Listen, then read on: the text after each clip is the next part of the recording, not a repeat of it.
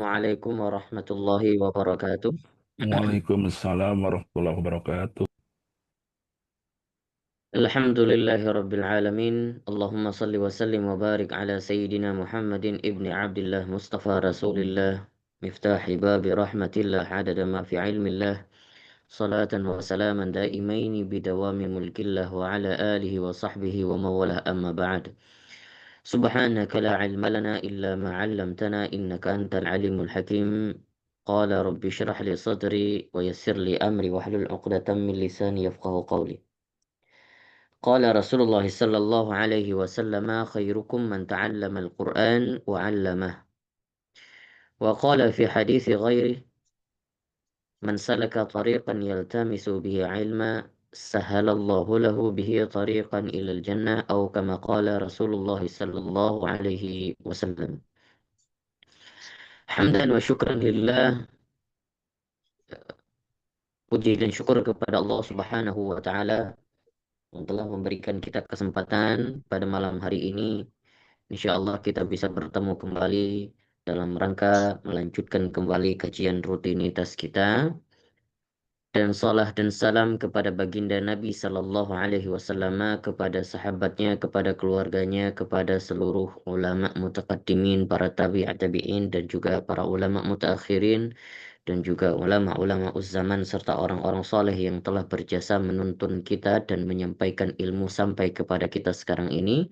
Semoga kita dipertemukan dengan mereka di yaumil akhir nanti dan juga dipertempatkan kita di tempat yang terbaik bersama orang-orang soleh dan juga bersama baginda Nabi Shallallahu Alaihi Wasallam.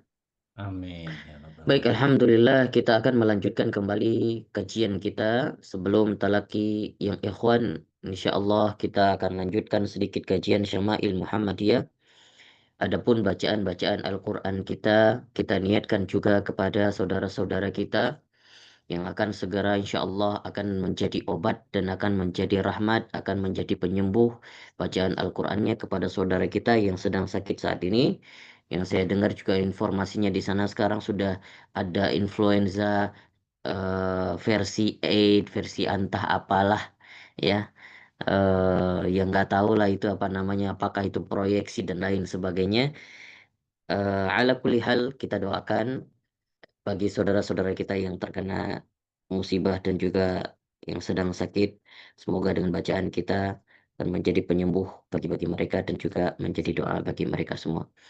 Baik, insya Allah akan kita lanjutkan sedikit tentang kajian Syama'il Muhammadiyah. Kita masih di dalam bab bacaan Al-Quran baginda Nabi Sallallahu Alaihi Wasallam. Qala al-musannifu rahimahullahu ta'ala wa nafa'ana bihi wa bi'ulumihi fid daraini amin ya rabbal alamin. حدثنا محمود بن غيلان حدثنا واكع حدثنا مسعار عن أبي العلاء العبدي عن يحيى بن جعدة عن أم هاني قالت كنت أسمع قراءة رسول الله صلى الله عليه وسلم بالليل وأنا على عريشي. Diriwayatkan dari Ummu Hani, diceritakan oleh Ummu Hani bahwasannya baginda Nabi Shallallahu Alaihi Wasallam pernah membaca Al-Quran di rumahnya dan saat itu Ummu Hani sedang berada di atas di arasnya, artinya di tempat tidurnya Ummu Hani. Hadis yang lain, haddatsana Muhammad bin Ghailan, haddatsana Abu Dawud, haddatsana Syu'bah an Muawiyah bin Qurrah. Qala sami'tu Abdullah bin Mughaffal radhiyallahu anhu يقول رأيت النبي صلى الله عليه وسلم على ناقته يوم الفتح وهو يقرأ إن فتحنا لك فتحا مبينا ليغفر لك الله ما تقدم من ذنبك وما تأخر. فقرأ ورجع قال وقال معاوية بن قرة لولا أن يجتمع الناس علي لأخذت لكم في ذلك صوت أو قال اللحن. Dari hadis ini diceritakan oleh Muawiyah bin Qurrah, ya. Muawiyah bin Qurrah. Hadis ini diceritakan oleh Abdullah bin Mughaffal dan kemudian diriwayatkan oleh Muawiyah bin Qurrah. apa yang diceritakan oleh Abdullah bin Mughaffal yang saat itu sedang bersama baginda Nabi Shallallahu Alaihi Wasallam di dalam perjalanan dan Nabi itu berada di atas naqah, di atas untanya. Nabi sedang membaca Al-Quran dan membaca Inna fatahna laka fathan mubina ليغفر لك الله ما تقدم من ذنبك وما تأخر. Kemudian ketika Nabi Shallallahu Alaihi Wasallam membaca ayat itu, kemudian beliau membaca warajja'a dan tarji', rajja'a. Nah, istilah rajja'a ini diriwayatkan dan disyarah oleh salah satunya adalah pensyarah Syama'il Muhammadiyah yang kita sering baca adalah Abdul Razak. Syekh Abdul Razak menceritakan bahwasanya rajja'a itu artinya dua. Pertama, ya, bisa dikatakan tarji'. Tarji' itu artinya dua. Pertama, tarji' lil ghina, yaitu memperbagus bacaan karena seperti bernyanyi. Nah, itu namanya tarji'. Secara umum tarji' itu adalah membaguskan bacaan, membaguskan suara ketika membaca Al-Qur'an. Ya, melantunkan bacaan Al-Qur'an dengan cara ada naghamnya. Nah, adapun tarji' yang karena ghina, karena ingin kayak seperti banyak lagu-lagunya begitu ya, terus kemudian terlalu membuat-buat, terlalu tidak sesuai lagi dengan kaidah tajwid dan lain sebagainya, maka saat itu diharamkan. Saat itu diharamkan. Adapun tarji tidak terlalu untuk dibuat-buat, hanya sekadar membaca Al-Qur'an dengan membaguskan suara, maka tarji saat itu diperbolehkan sama seperti Nabi membaca Al-Qur'an Inna fatahna laka fatham mubina dengan cara membaguskan suaranya. Membaguskan suaranya. Wa qala Muawiyah bin Qurrah, dan kata Muawiyah bin Qurrah, laula ayyajtami'an nasu alayya la akhadtu lakum fi dzalika saut au qala al-lahan. Kalau seandainya kalau seandainya saat itu Muawiyah bin Qurrah menceritakan, seandainya saat itu aku tidak bersama mereka, ya. Seandainya aku tidak bersama orang-orang yang banyak yang mendengar bacaan Al-Qur'an saat itu, maka sekarang aku akan mempraktikkan bagaimana cara Nabi membacakannya. Ya, karena mereka saat itu juga bersama Muawiyah bin Qurrah, artinya tidak perlu dipraktikkan lagi. Artinya sangat ingin Muawiyah bin Qurrah itu melantunkan bacaannya sama seperti Nabi Shallallahu Alaihi Wasallam melantunkan bacaannya. Nah, maka ini sebuah menjadi dalil bahwasanya Muawiyah bin Qurrah ingin membaca seperti sebagaimana Nabi Shallallahu Alaihi Wasallam membaca dengan cara membaguskan suaranya. Maka apakah boleh kalau membaca Al-Quran seperti yang ada di Musabaqatul Quran? Ya, Musabaqat tilawatul Quran dengan cara yang sangat bernagom-nagom begitu ya. Para ulama di sini adalah banyak khilaf pendapat. Adapun pendapat yang tarjih yang kita dapatkan adalah boleh seseorang untuk membaca Al-Quran sebagai syiar. Kalau niatnya sebagai syiar dan membaca Al-Quran itu tahsinnya bukan karena untuk mendapatkan juara dan lain sebagainya, maka itu diperbolehkan. Hati-hati, tapi kalau seandainya ikut musabaqah Al-Quran karena ingin mendapatkan juara dan taslihun niyah itu susah. Menjaga niat itu susah. Pasti ada selipan, pasti ada seruan-seruan yang tidak baik dari setan, ya. Maka ini yang sangat perlu untuk dijaga bagi orang-orang yang sering ikut membaca Al-Quran di musabaqatul Quran. Nah, semoga kalau itu menjadi syiar maka sangat diperbolehkan. Tapi kalau seandainya diselipin dengan niat yang lain maka ditakutkan akan menjadi riya. Wal'iyadu billah. Hadatsana Qutaibah bin Sa'id, hadatsana Nuh bin Qais al-Huddani عن حسام بن مصك عن قتادة قال ما بعث الله نبيا إلا حسن الوجه حسن الصوت وكان نبيكم حسن الوجه حسن الصوت وكان وكان لا يرجع.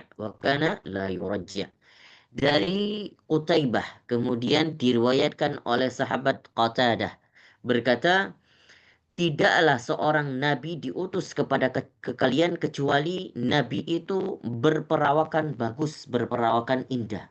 Maka semua nabi-nabi bisa dipastikan semua perawakannya indah, semua ganteng-ganteng. Itu adalah wajah baginda Nabi Shallallahu Alaihi Wasallam yang paling ganteng. Dan semua nabi-nabi itu punya suara yang bagus. Yang paling bagus suaranya adalah Nabi Daud. Namun riwayat yang lain mengatakan tidak ada yang menandingi suara yang paling indah kecuali indahnya suara baginda Nabi Shallallahu Alaihi Wasallam. Sama kalau dikatakan yang paling ganteng itu adalah Nabi Yusuf, ternyata juga tidak. Ya, kalau dilihat kegantengannya Nabi Yusuf juga masih di bawah kegantengannya Nabi Muhammad Shallallahu Alaihi Wasallam. Dan saat itu Nabi Yukum Hasanal Wajah. Dan Nabi kalian adalah yang paling bagus wajahnya dan yang paling indah suaranya. Nah, ini hadis ini dikatakan Nabi Yukum Hasanal Wajah. Dan Nabi kalian itu adalah yang paling indah dan yang paling indah dari segi suara dan juga perawakannya. Wa kana la yurajji'. Kalau baca Al-Quran itu tidak rajji', tidak tarji'. Nah, tarji' di sini adalah maksudnya tarji' dengan cara memperbaguskan suara dengan cara yang lebay, yang terlalu dibuat-buat. Maka tarji seperti ini tidak diperbolehkan. Maka Nabi Shallallahu Alaihi Wasallam saat itu tidak mentarji, ya, tidak mentarji. Kalau seandainya tarji tidak terlalu dibuat-buat suaranya, natural saja, hanya dibaca sekadar bacaannya bagus, maka itu diperbolehkan. Haddatsana Abdullah bin Abdurrahman, haddatsana Yahya bin Hasan, haddatsana Abdurrahman bin Abi Zanad. An Amr bin Abi Amr an Ikrimah an Ibnu Abbas qala kanat qira'atu Rasulillah sallallahu alaihi wasallam rubbama yasma'uha man fil hujrah wa huwa fil bait. Hadis ini menceritakan tentang Nabi Shallallahu Alaihi Wasallam yang membaca Al-Quran di rumah, seandainya membaca Al-Quran di rumah maka akan terdengar oleh orang-orang yang serumah saja, dan saat itu adapun orang-orang yang mendengarnya sekedar bertempat ataupun berposisi di dalam kamarnya. Adapun Nabi Shallallahu Alaihi Wasallam membaca Al-Quran di rumahnya. Maka kalau hadis yang lain dikatakan bahwasanya Nabi Shallallahu Alaihi Wasallam kalau membaca Al-Quran di malam hari dan membaca ayat kalau di dalam sholatnya itu hanya terdengar oleh orang-orang yang dekatnya saja. Jadi tidak juga terlalu besar suaranya, tidak terlalu meninggi sehingga terdengar oleh tetangga-tetangganya, tidak. Maka begitulah kadar Nabi Shallallahu Alaihi Wasallam membaca Al-Quran. Sallallahu ala Muhammad sallallahu alaihi wasallam. Kemudian kita bacakan bab yang selanjutnya, bab ma jaa fi bukai Rasulillah sallallahu alaihi wasallam. Bab yang menceritakan tentang sifat tangisannya baginda Nabi sallallahu alaihi wasallam dan kapan saja Nabi sallallahu alaihi wasallam menangis. Maka diceritakan haddatsana Suwaid bin Nasr, haddatsana Abdullah bin Mubarak an Hammad bin Salamah an Thabit an Mutarrif wa huwa bin Abdullah bin Shikhir an abihi qala ataitu Rasulullah sallallahu alaihi wasallam wa huwa yusalli wa li jawfihi azizun ka azizil mirjali min al-bukai. Diceritakan bahwasanya baginda Nabi Shallallahu Alaihi Wasallam saat itu diceritakan oleh abunya daripada bapaknya Abdullah bin Shikhir. Ya. Maka diceritakan aku bersama baginda Nabi Shallallahu Alaihi Wasallam dan aku berada di samping Nabi sedang sholat. Walijawfihi azizun ka azizil mirjali minal bukai. Saat itu aku mendengar seperti suara mendidihnya air ketika dipanaskan air panas ketika mendidih. Jadi seakan-akan seperti ada tangisan, ada rasa sesak di dadanya dan suara tangisan itu akan terdengar, ya, seperti ada tangisan yang seret ya di dadanya saking Nabi Shallallahu Alaihi Wasallam menahan tangisan itu. Maka diumpamakan seperti teko yang diisikan air panas kemudian air panas itu mendidih. Sesak ya, masa sesak ketika Nabi Shallallahu Alaihi Wasallam membaca Al-Quran di dalam sholatnya. Kalau kita melihat kata Ibnul Qayyim rahimahullah taala,